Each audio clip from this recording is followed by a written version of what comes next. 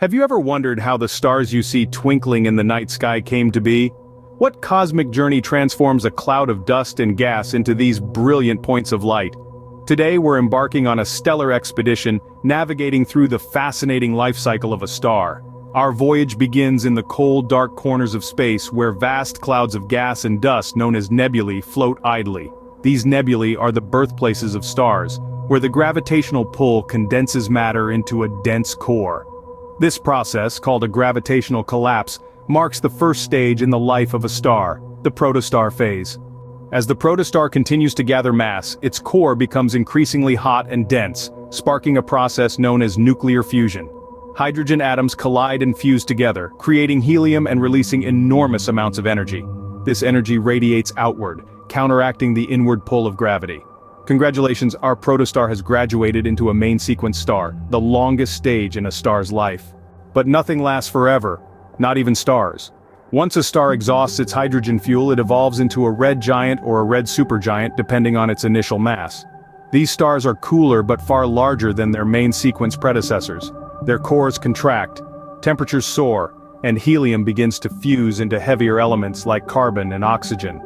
Eventually these giants meet their dramatic end in one of two ways. Smaller stars like our Sun shed their outer layers, creating a beautiful cloud of gas called a planetary nebula. What remains is a dense, hot core, or a white dwarf. Over billions of years these white dwarfs cool and dim, fading into black dwarfs. Larger stars, however, face a more explosive fate. Their death throes culminate in a supernova, a brilliant explosion that can outshine an entire galaxy. What's left behind is a neutron star, or if massive enough, a black hole, an object so dense that not even light can escape its gravitational pull. So, from humble beginnings in a nebula, through the stable years as a main sequence star, to the dramatic end as a white dwarf, neutron star, or black hole, each star embarks on an extraordinary cosmic journey.